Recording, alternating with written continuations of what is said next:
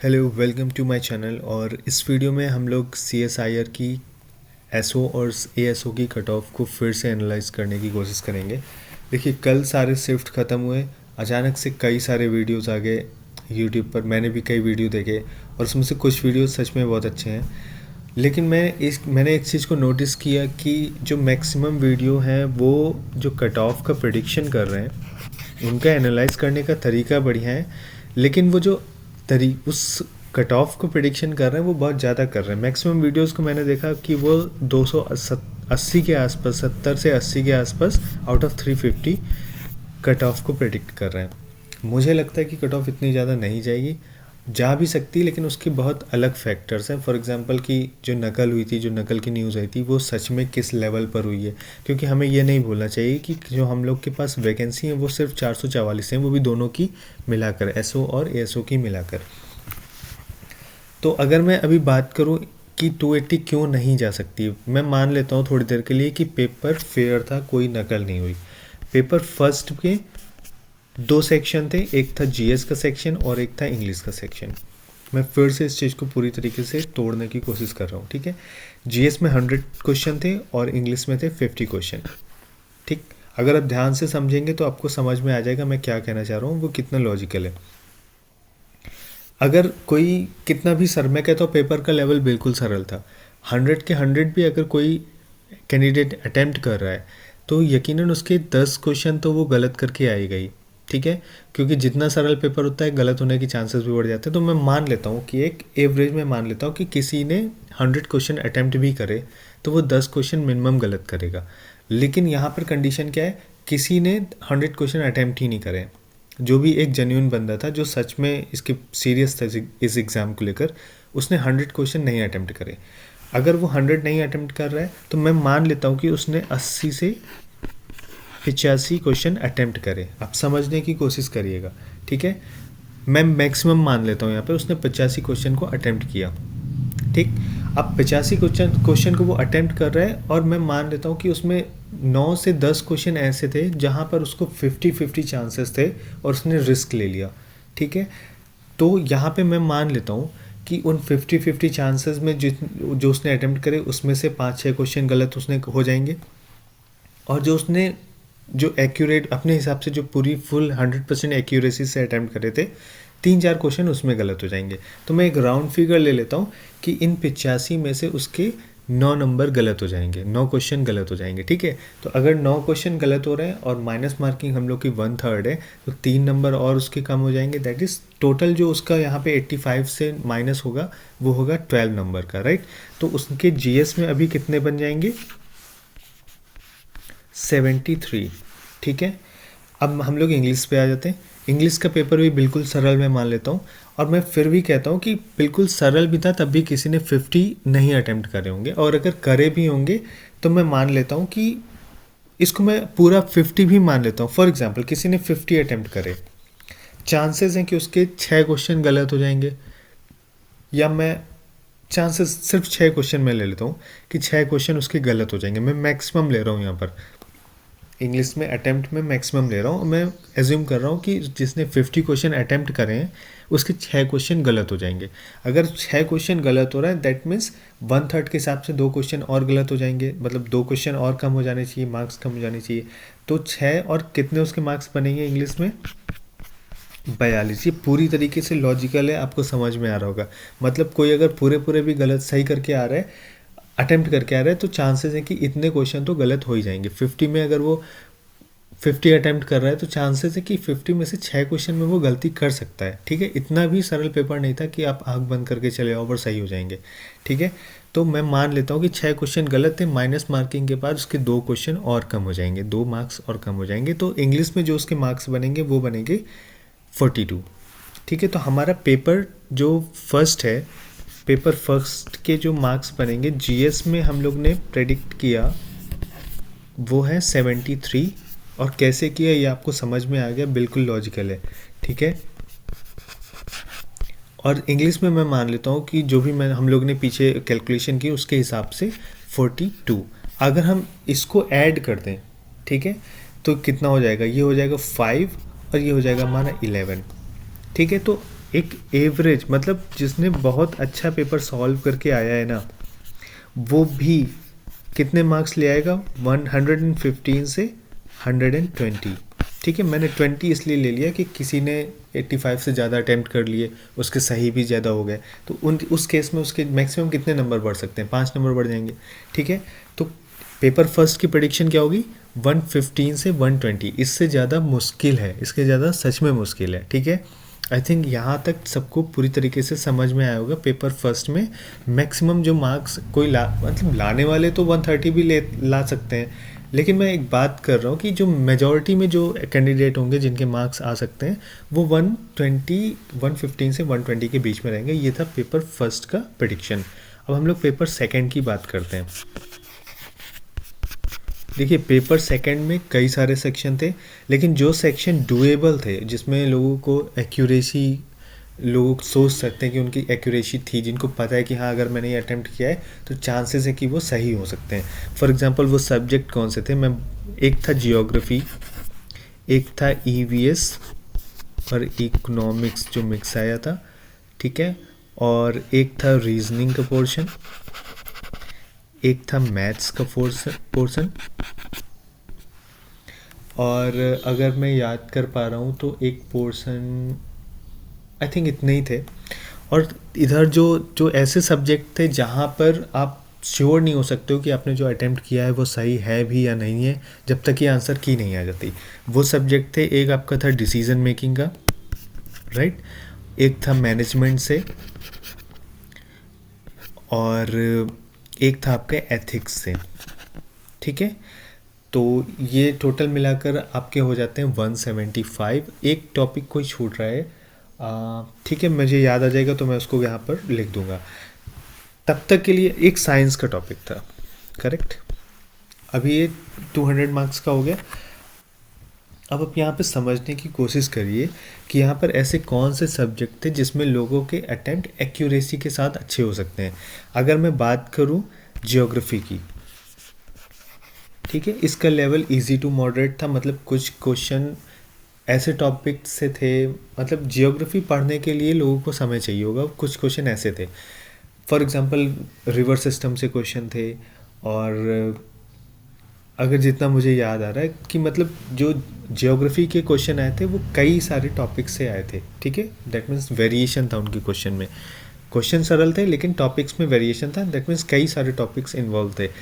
तो मैं यहाँ पे मोटा मोटा मान लेता हूँ कि उसने समवेयर 18 टू, या मैं अटेम्प्ट पहले ले लेता हूँ कि उसने अटेम्प्ट करे होंगे 20, मैं 25 मान लेता हूँ क्योंकि उसके क्वेश्चन सरल थे। मैं मैक्सिमम लेके चल रहा हूँ यहाँ पर, ठीक है। 25 उसने अटेम्प्ट करे, ठीक है, और 25 जब वो अटेम्प्ट करा तो मैं मान लेता हूँ कि 5 क्वेश्चन उसने गलत कर दिए, या मैं कहता हूँ कि 5 ना लेके मैं कहता हूँ 3 क्वेश्चन उसने गलत कर दिए। अगर वो 3 क्वेश्चन भी गलत कर रहा है, 25 अटेम्प्ट कर रहा है, 3 क्वेश्चन गलत कर रहा है, 1/3 के हिसाब से एक क्वेश्चन और कम हो जाएगा। दैट मीन्स उसके जो मार्क्स बनेंगे वो बनेंगे 21, ठीक है, आफ्टर नेगेटिव मार्किंग। सेम चीज़ मैं ईवीएस पे अप्लाई कर सकता हूँ, राइट। मैं इसमें भी मान लेता हूँ कि वो 25 अटेम्प्ट कर रहा है, और सेम कंडीशन यहाँ पर भी है, और उसके इसमें भी 21 मार्क्स बन सकते हैं क्योंकि ईवीएस भी सरल आया था। साइंस का पोर्शन मैं सरल नहीं कहूँगा क्योंकि सरल था मतलब, लेकिन मैं ये नहीं कहूँगा कि कोई 25 अटेम्प्ट करके आया होगा, ठीक है। तो मैं ये मान लेता हूँ कि उसमें साइंस में मैं कहता हूँ कि 23 उसने अटेम्प्ट करे, ठीक।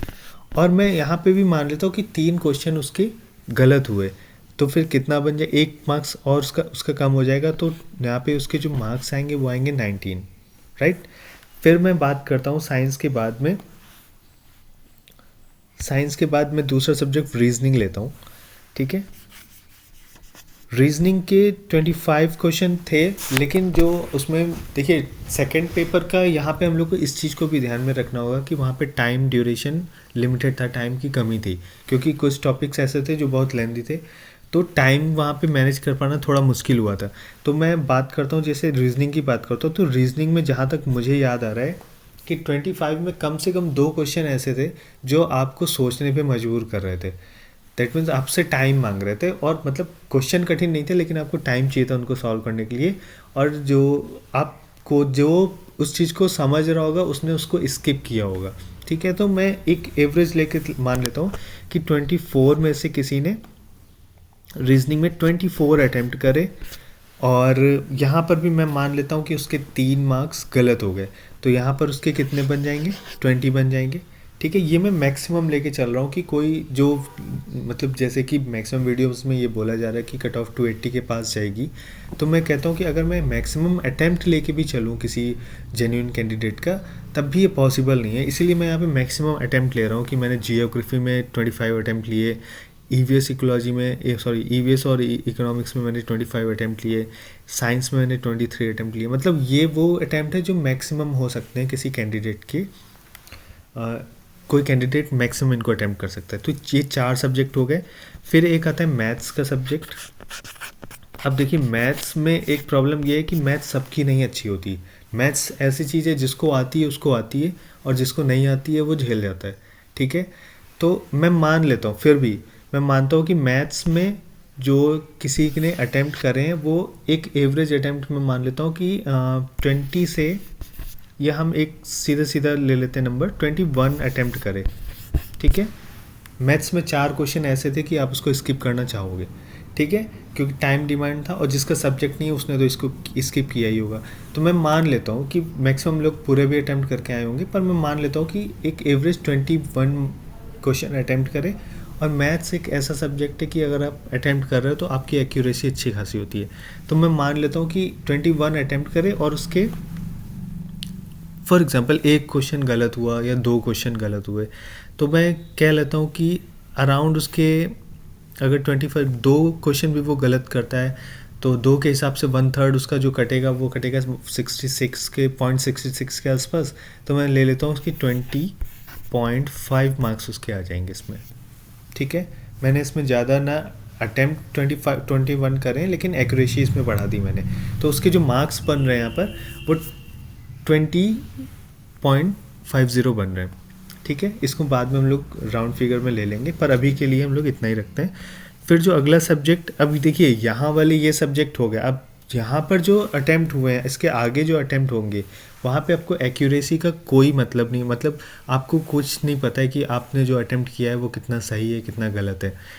उस सब्जेक्ट में जो आता है वो एक था मैनेजमेंट का, ठीक है। अब ये सब्जेक्ट ऐसे हैं कि लोग इसको छोड़ भी नहीं सकते थे, और अटैम्प्ट भी नहीं, मतलब कुछ क्वेश्चन ऐसे थे जिनको वो अटैम्प्ट भी नहीं करना चाहते थे। तो मैं ऑन एन एवरेज ले लेता हूँ कि लोगों ने 21 इसमें अटैम्प्ट करे। 3 से मैं मिनिमम अगर मान लेता हूँ मिनिमम, तो 3 क्वेश्चन तो वो गलत करके आएगा ही, ठीक है।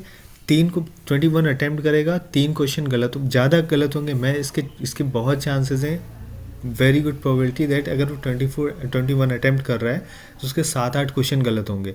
और मतलब किसी एक सेक्शन में तो हो ही जाएंगे, चाहे एथिक्स में हो जाए या मैनेजमेंट में हो जाए या डिसीजन मेकिंग में हो जाए। हालांकि डिसीजन मेकिंग में आपको थोड़ी सी श्योरिटी होगी कि ये क्वेश्चन सही है, ऑप्शन देख के ऐसा लग रहा था, लेकिन मैनेजमेंट और एथिक्स में कोई आइडिया नहीं समझ में आ रहा था कि कौन सा सही हो सकता है कौन सा गलत हो सकता है। तो मैनेजमेंट में मैं मानता हूँ 21 अटैम्प्ट करे, उसने मिनिमम 3 क्वेश्चन गलत करेगा, तो यहाँ से 4 नंबर उसके कम हो जाएंगे, तो बनेंगे कितने, 17, ठीक है।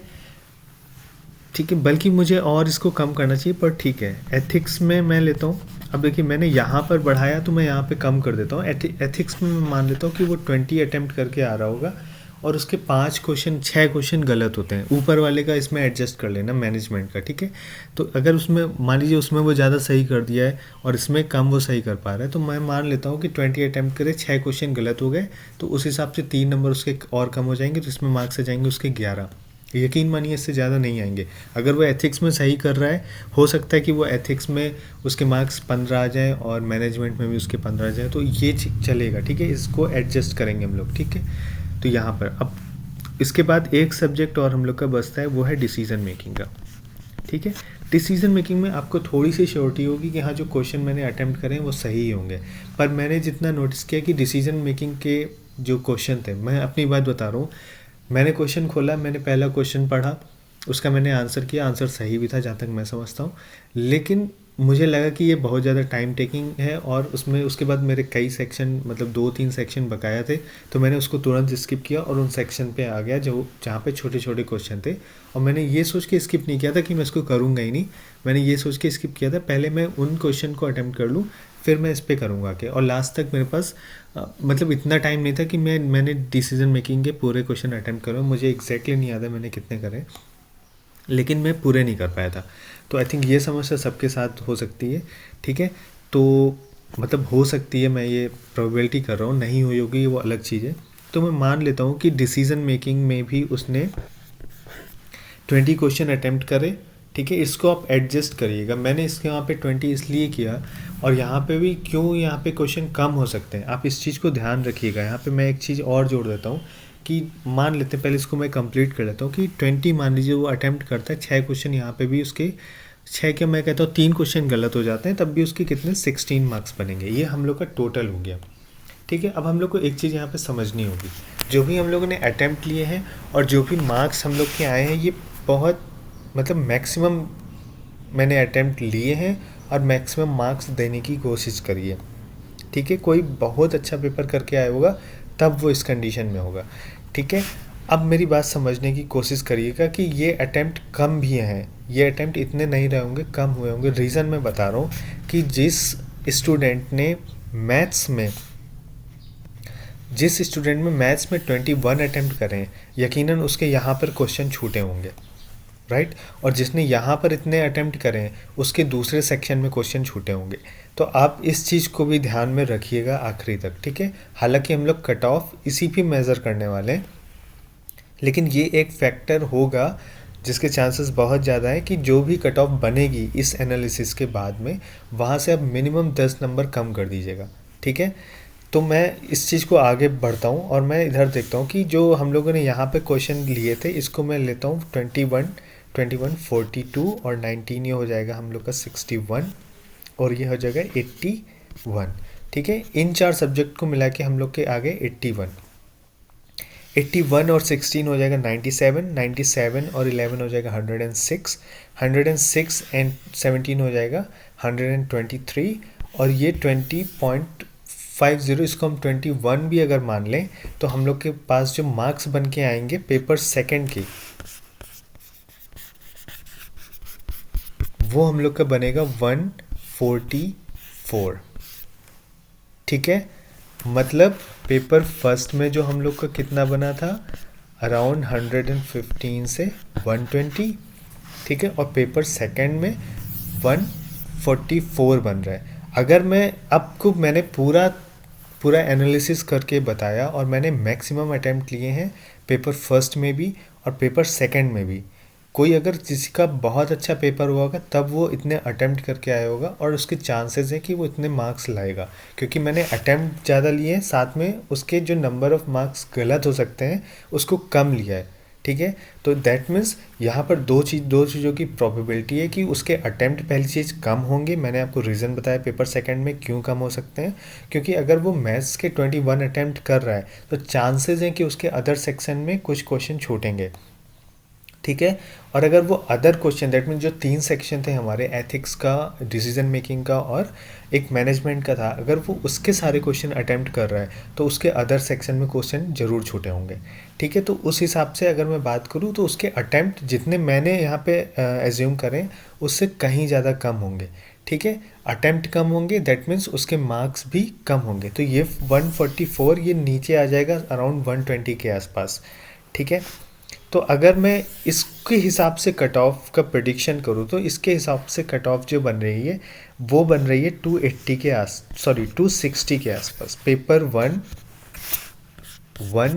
प्लस सेकंड की अगर जो कट ऑफ है वो 260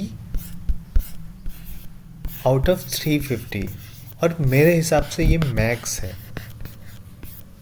आप समझने की मैं उस चीज़ को उस फैक्टर को भी लाऊंगा जो नकल के थ्रू आया है, पर मैं उसको अभी साइड में रख रहा हूँ। मैं यहाँ पे जो आपको मैंने एनालाइज करके बताया है, ये वो कंडीशन है कि जब किसी का बहुत अच्छा पेपर हुआ होगा उसने अटेम्प्ट करें जो मैंने आपको बताया, उसको ना किसी टाइम की कमी पड़ी होगी एग्ज़ाम में। मैं उस कंडीशन को लेके चल रहा हूँ, द बेस्ट जिसको मैं कह सकता हूँ कि ना उसको पास टाइम की कमी थी एग्ज़ाम में, ना उसके साथ ऐसा कोई सेक्शन था जो उसको नहीं आता था, ना कोई उसके साथ ऐसा कोई सेक्शन था जहाँ पर उसको किसी भी तरीके की प्रॉब्लम फेस हुई होगी।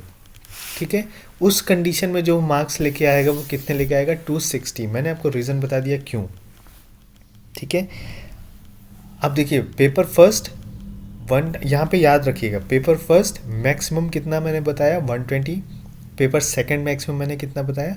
144। मैंने आपको मैक्सिमम बताया। पेपर सेकंड में यकीनन उसके 15 से 20 मार्क्स कम होंगे। रीज़न, अटेम्प्ट भी कम रहे होंगे और जो क्वेश्चन गलत हैं हो सकता है वो भी ज़्यादा रहे हों। ठीक है, अगर इतने भी गलत रहेंगे तब भी उसके कम से कम 15 से 20 मार्क्स कम होने वाले हैं। तो जो मेरे हिसाब से एक्चुअल कट ऑफ होनी चाहिए, मतलब ये तो एक था जो मैंने मैक्स लेके लिया था। अब मैं जो एक्चुअल कट ऑफ होता है मैं उसको भी बता देता हूँ कि जो दोनों की मिला के एक्चुअल कट ऑफ जा सकती है वो जाएगी अराउंड 240, जो मैंने पिछले वीडियो में प्रेडिक्ट किया था। ठीक है, मैं फिर से इस चीज़ को रिपीट करता हूँ कि इतनी कट ऑफ जाने के बहुत चांसेस हैं। मैं नहीं कह रहा कि मैं कोई स्टेटमेंट नहीं दे रहा कि ये सही होगा, पर बहुत चांसेस हैं। रीज़न मैंने आपको पूरा पीछे एक्सप्लेन कर दिया। अगर आपको लगता है कि उस एक्सप्लेनेशन में कहीं भी कोई मॉडिफिकेशन है तो प्लीज़ आप कमेंट में ज़रूर बताइएगा अगर मैंने कुछ मिस किया हो।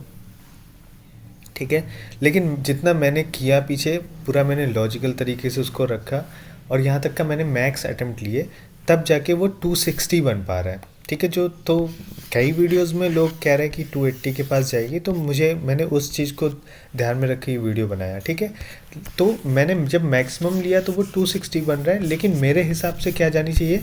240 जानी चाहिए। ठीक है, ये वो 240 वो कट ऑफ है जो एक जेन्यून कट ऑफ है, जो एक अच्छे कैंडिडेट के आ सकते हैं, जो एक बढ़िया से पेपर करके आया है। अब मैं बात करता हूँ उस फैक्टर की क्या इम्पैक्ट होंगे जो नकल से पैदा हुआ है। सपोज़ कि लोगों को नकल मिली, मतलब 2 इंसिडेंट ऐसे थे जो पकड़े गए, लेकिन मैं फिर भी मान लेता हूँ कि कम से कम 40 से 50 लोग ऐसे थे जिनको नकल करने को मिली। ठीक है, तो नकल करने के बाद भी अब देखिए ऑनलाइन पेपर हो रहा है तो वो किताब लेके तो नहीं ही गया होगा। ठीक है, चांसेस हैं। ठीक है, और अगर उसको क्वेश्चन पेपर मिल जाता है किसी भी तरीके से, तो क्वेश्चन का जो तरीका था, मान लीजिए ऑनलाइन क्वेश्चन पेपर था तो उसने क्वेश्चन पूरा तरीके से लिख के तो वो नहीं ला सकता। ठीक है, तो यकीनन मैं कहता हूँ कि अगर वो पूरे पूरे अटेम्प्ट करके आ रहा होगा ना, तब भी वो मैक्सिमम उतने ही सही कर पाएगा जितने हम लोगों ने अभी पीछे देखा। आप मेरी बात समझ रहे हैं मैं क्या कहना चाह रहा हूँ? पेपर ऑनलाइन था, ऑफलाइन नहीं था। जैसे कि लास्ट टाइम अभी यूपी पुलिस वाला एग्ज़ाम हुआ था या आर ओ वाला हुआ था, उसमें पूरा पर्चे में वो लिख के गए थे, क्योंकि पेपर ऑफलाइन था उनको पेपर पकड़ा दिया गया और उन्होंने आंसर लिख लिए। लेकिन यहाँ पे पेपर ऑनलाइन था। ठीक है, तो या तो 2 तरीके से पेपर में नकल हुई होगी, या तो उसको बिठा के कोई बताने वाला होगा, उसको आंसर सॉल्व करवा रहा होगा। ठीक है, जैसे कि जो हम लोग का जो चलता है कि माउस जो दूसरा कर्सर चल रहा है वो सिर्फ बैठा हुआ है, सॉल्व कोई और कर रहा है रिमोट के थ्रू, तो वो कंडीशन भी है। तो एक बंदा सॉल्व कर रहा है तो दैट मीन्स जो सॉल्व कर रहा है उसको भी नॉलेज होनी चाहिए, वो तभी सॉल्व कर सकता है। क्वेश्चन रैंडम डिवाइड है, उसको वो ऐसा कोई मटेरियल नहीं ला सकता कि उसको पता हो कि कौन सा कहाँ से उसने पन्ना खोला और आंसर देख के बता दिया। ठीक है, तो मैं इस चीज़ को मानता हूँ कि अगर कोई बहुत पढ़ने वाला होगा और उसने नकल में हेल्प करी है, लोगों के पेपर सॉल्व करे हैं, तो उस कंडीशन में भी वो कितने अटेम्प्ट कर सकता है? मैक्सिमम इतने ही अटेम्प्ट करेगा। मैक्सिमम मैं कह रहा हूँ कि वो सब कुछ अटेम्प्ट करेगा, तब भी उसके मार्क्स कितने बन पाएंगे? 260 बनेंगे। करेक्ट?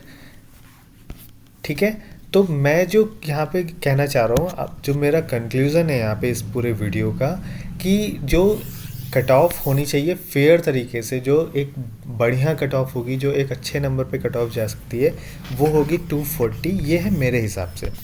ठीक है, तो जो नकल करें हैं, जिन लोगों को नकल मिली है, जो भी 40-50 लोग हैं, अगर मैं उनकी बात करूं तो वो जब अटेम्प्ट करके आ रहे होंगे मैक्सिमम, तब भी वो कितने मार्क्स ला पाएंगे? 260 के आसपास। रीज़न पूरा क्लियर है। देखिए, जो नकल कर रहा है उसके लिए भी टाइम लिमिटेड था, क्वेश्चन उसने भी पढ़ा होगा, क्वेश्चन उसने सॉल्व किया होगा। कोई भी ऐसा नहीं है जो पूरा पेपर लिख के लाया हो, और कोई भी इतना ज्ञानी नहीं है, चाहे वो नकल ही क्यों ना करा रहा हो। नकल कराने का मतलब ये नहीं है कि वो उसको सब कुछ आता है। ठीक है, गलतियाँ उससे भी होंगी। तो मैं मैक्सिमम अटैम्प्ट लेके अगर चलूँगा तो भी 260 उसके आ रहे हैं, और अगर मैं एक फेयर एग्ज़ाम को लेके चलूँगा तो कितनी कट ऑफ 240। आई थिंक यहाँ तक सबको सब कुछ क्लियर होगा कि किस बेस पे मैं कह रहा हूँ कि 240 आएगा।